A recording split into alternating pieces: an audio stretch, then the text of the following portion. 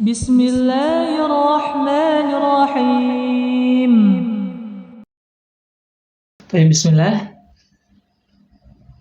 الحمد لله الذي خصنا بتعليم القرآن العظيم ونصلي ونسلم على من تلقى القرآن من لدن حكيم عليم وعلى آله وصحبه المجودين للكتاب المبين والتابعين لهم بإحسان إلى يوم الدين أما بعد. Insyaallah kita akan masuk kepada pembahasan kita, ya, yang mana kita akan membahas ringkasan dari makharijul huruf, demikian juga sifat-sifat huruf, disertai dengan contoh maupun dengan lahan atau kesalahan yang terjadi saat mengucapkan huruf-huruf hijaiyah. Tayyib. Dan perlu diketahui bahwasanya makharijul huruf sudah kita bahas, bahwasanya makharijul huruf merupakan tempat-tempat keluarnya huruf-huruf hijaiyah. Di mana menurut pendapat yang terpilih bahwasanya makharijul huruf ini memiliki 17 tempat. Ya. Secara terperinci nanti kita akan bahas. Dan secara umum makharijul huruf itu dibagi menjadi 5 secara umum. Yang pertama adalah al-jauf, ya, yaitu rongga tenggorokan dan rongga mulut, itu jauf. Kemudian yang kedua adalah al-halqa, yakni tenggorokan. Yang ketiga adalah al-lisan, lidah. Kemudian asy-syafatan, 2 bibir. Kemudian ada al-khayshum, rongga hidung. Di mana masing-masing dari kelima ini akan terbagi makhrajnya sehingga menghasilkan 17 makharijul huruf, dari huruf hamzah sampai huruf ya. Baik. Untuk mempersingkat waktu, kita masuk kepada pembahasan kita yang pertama, ya. Al-jauf kita akan lompatin terlebih dahulu. Kita akan masuk kepada pembahasan ya al-halqa, yakni tenggorokan. Di mana al-halq ini terbagi menjadi 3 tempat, 3 makhraj. Ada pangkal tenggorokan, keluar padanya 2 huruf. Ada tengah tenggorokan, keluar padanya 2 huruf pula. Kemudian ada ujung tenggorokan, keluar padanya 2 huruf pula. Dan kita akan masing-masing membahasnya. Tayyib. Yang pertama adalah pangkal tenggorokan atau sering disebut dengan aqsal halqi. Di mana pangkal tenggorokan tadi sudah kita sebutkan, dia mengeluarkan 2 huruf hijaiyah.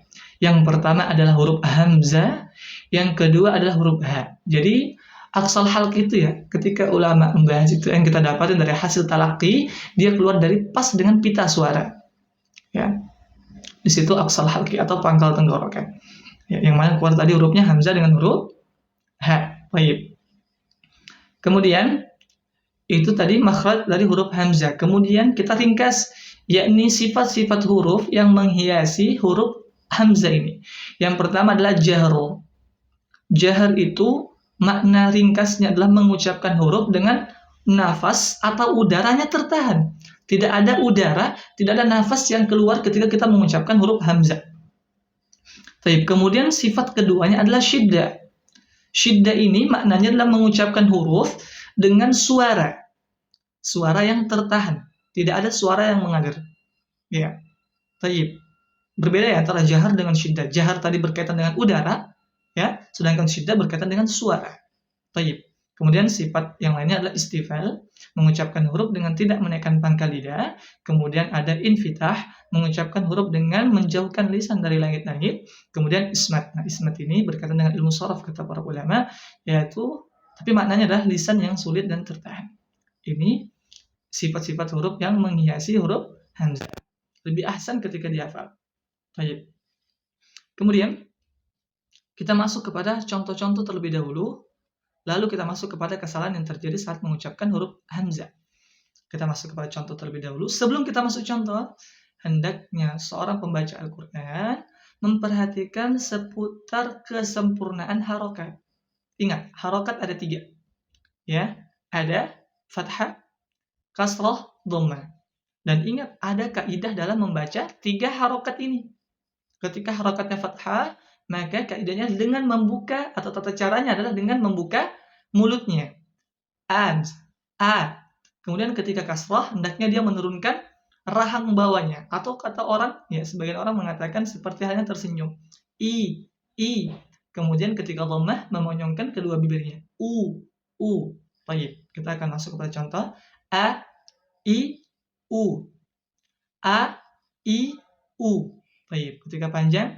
A, i, u.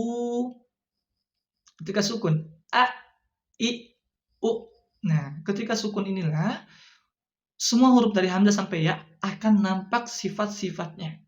Ya, sifat itu akan lebih nampak ketika huruf tersebut sukun. Baik, kita masuk pada contoh selanjutnya.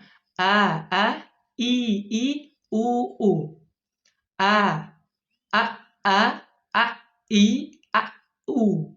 Kemudian A, I, U, U. Nah, memang seperti mungkin terlihat jelek ya ketika mengucapkan huruf tersebut, cuman memang seperti inilah tata cara yang kita dapatkan atau kaifiah yang kita dapatkan dari guru-guru kami. Baik, kemudian nanti bisa diulang-ulang terus ya prakteknya ya. Kesalahan yang terjadi saat mengucapkan huruf hamzah. Baik, yang pertama adalah menebalkan hamzah saat mengucapkannya. Seharusnya membaca dengan tipis. Contoh,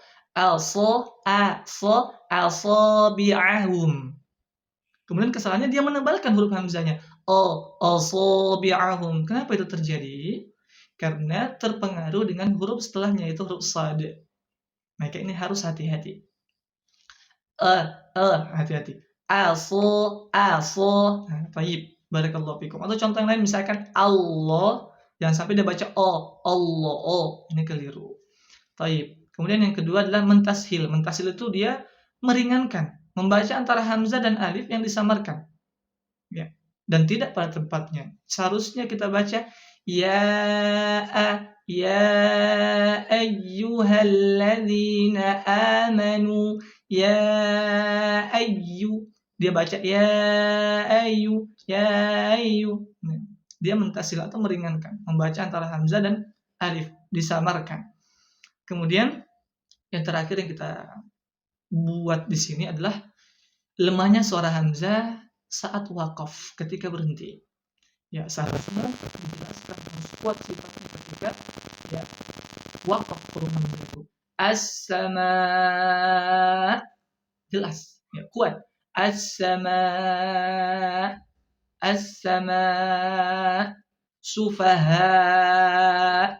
Nah, tapi dia membacanya ya lemah. As-sama, sufaha. Ya, dikhawatirkan seakan-akan tidak ada hamzah di sana. Maka ketika seorang membaca seperti ini, dikhawatirkan juga akan merubah makna. Taib, sehingga harus ada kehati-hatian, dan cara terbaik adalah dengan mentalakikan, ya, bermusyafahah kepada seorang guru agar guru tersebut bisa membenarkan bacaan tersebut. Ini pembahasan kita seputar hamzah. Barakallahu fikum. Mungkin itu dulu. Kita tutup dengan kafaratul majelis. Subhanakallahumma wa bihamdika asyhadu an la ilaha illa anta astaghfiruka wa atubu ilaik. Assalamualaikum warahmatullahi wabarakatuh.